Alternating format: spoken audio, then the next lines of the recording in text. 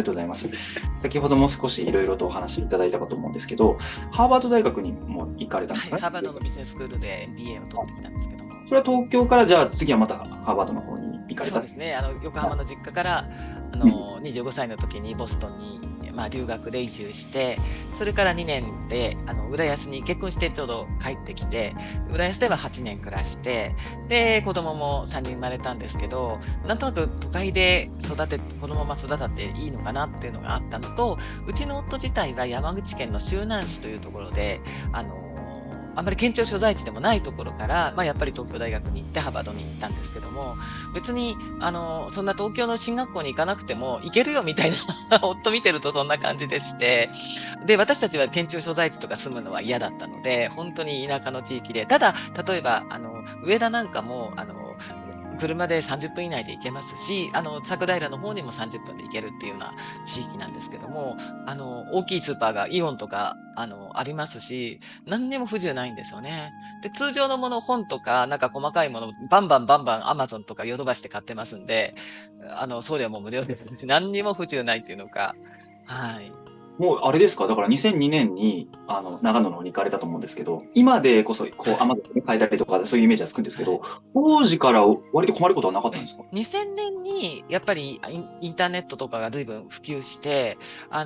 マゾンとかも普通に買えましたし、あと結構、私たち来てから近くの佐久平とか上田にユニクロとかニトリとかもオープンするようになったりとか、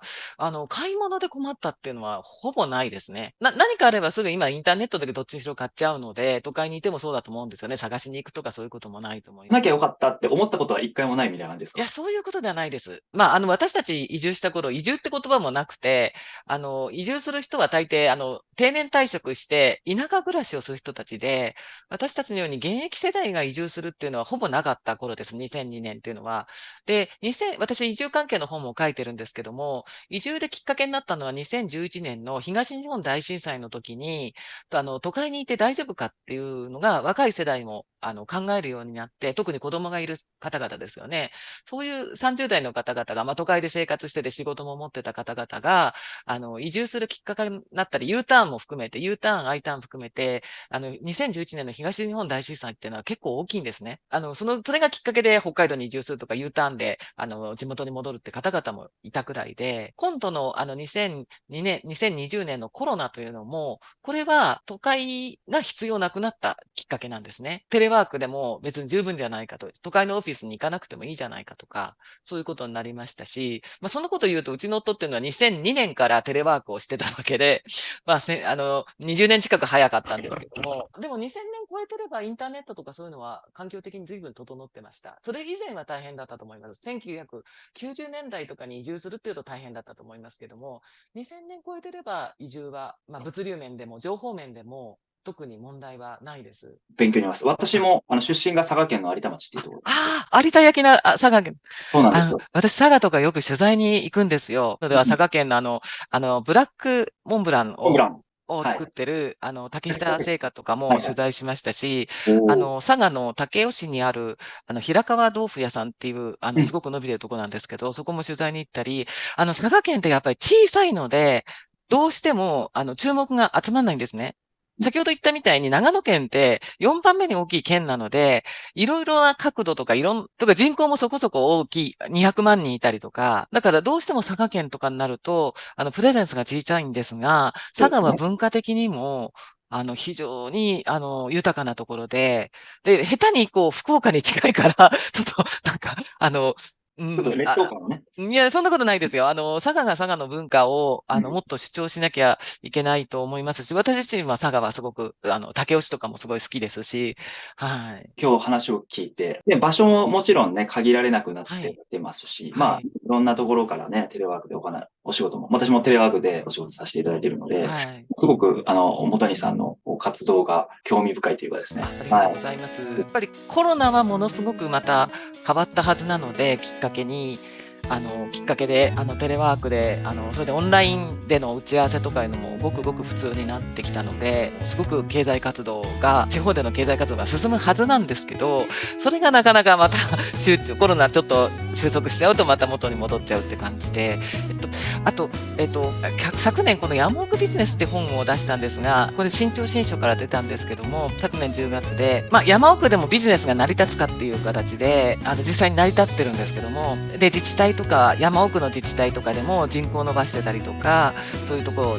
取材したところなんですけども、こういった形で、こっちの方面もやってます。地域活性化とか、で、ただ山奥ビジネスってタイトルだったんですけども、9月に名古屋のど真ん中で経営者向けに山奥ビジネスのお話しさせていただいたんですね。それでも結構関心持っていただいて、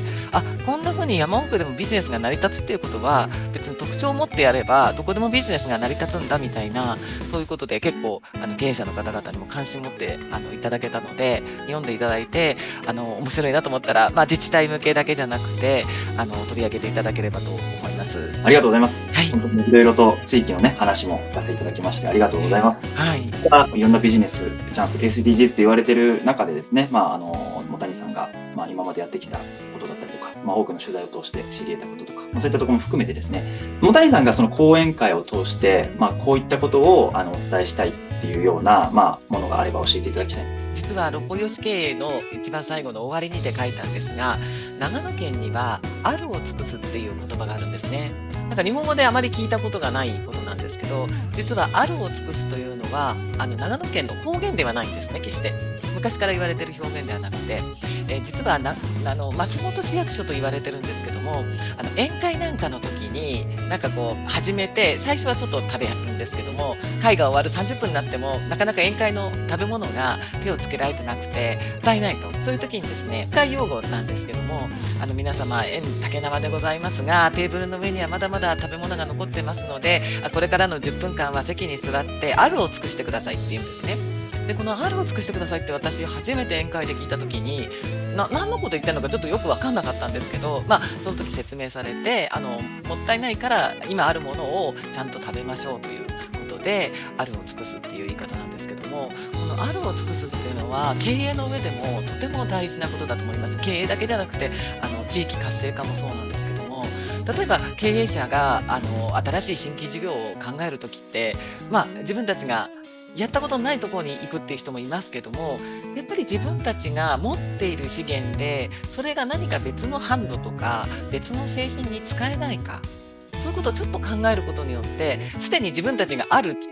技術だったり製品だったり資源だった場合には、それだけでアドバンテージなわけですよね。だから新規事業に出るときに、全くやったことない分野ではあるけれども、今までの技術をちょっと違う製品に応用したとか、違う販路で売ってみたとか、そういうことがあるを尽くすっていうことにつながると思うんですよね。ですから、そういう発想を、六方よし経営では、若い人たちが、地域に眠っている資源だとか、今まで家業を引き継いだけど、こういうところが実は強みなんじゃないだろうかっていうところを生かして、まさにあるを尽くして、少ない資本で彼らもまだ若いけれども頑張って、新しい販路とか新しい製品を作っている。そういう姿勢に非常に私は感銘を受けて、この六方よし経営を書いたんですけども、こういう六方よし経営の本を読むと、やはり経営者の方々は、もしかしたら自分たちはあるを尽くしてないかもしれない。自分たちの今すでにある技術をなんか別の分野に利用したりとか、別の販路で売ってみたりとか、なかなかこれ難しいことなんですけども、ついつい自分たちはこの製品はこうあるべきだとか、こっちのところで売るべきだとかいうふうに固定概念にとらわれてるんですが、そういったところが、例えば若い人たち、若い世代の人たちはもうちょっと柔軟に考えられるんじゃないかと思います。ですから実際には六方よし経営の本を読んだとしても、ある意味発想を得るわけで、なんかじゃあこのやった経営方法を真似するということではないと思うんですよね。ありがとうございます。いろんなところでね、取材で、実際この本にも書かれてますし、そういったところだったりとか、ご自身の経験とかを交えながら、皆さんにそういった和製 SDGs というですね、ご用紙をお届けできるっていうところであると思うんですけど、お金さんの講演をですね、企画検討されていらっしゃる方も多くいらっしゃると思いますので、そういった方に向けて後押しのコメントをいただければと思います。やっぱり六方よし経営の本を読んだ方から嬉しいご感想をいただいたんですけども、なんかこう、元気が出てきたとか、あとこれから日本のこれだけ若い人が、知恵を絞って、エネルギーを注いで頑張ってるから、なんか日本の経済はこれから良くなるような気がしてきたというような嬉しいご感想をいただきました。なかなか本当に日々経営、もう精一杯頑張ってらっしゃる経営者の方々いらっしゃる。皆様はそうだと思うんですけども、なんかこう新しい発想で、そして今ある資源を最大活用してあるを尽くした経営というのが、きっと考えられるヒントになるのではないかと思います。ぜひ六方よし経営の講演を聞いていただいて、こういったことをやってみようとか、若い人に任せてみようとか、そういうような形になれば、著者としては本当に存外の喜びでございます。ぜひ講演の機会もいただければ幸いです。ありがとうございます。それではぜひですね、小谷さんの講演を楽しみにしていただければと思いますので、よろしくお願いいたします。引き続きどうぞよろしくお願いいたします。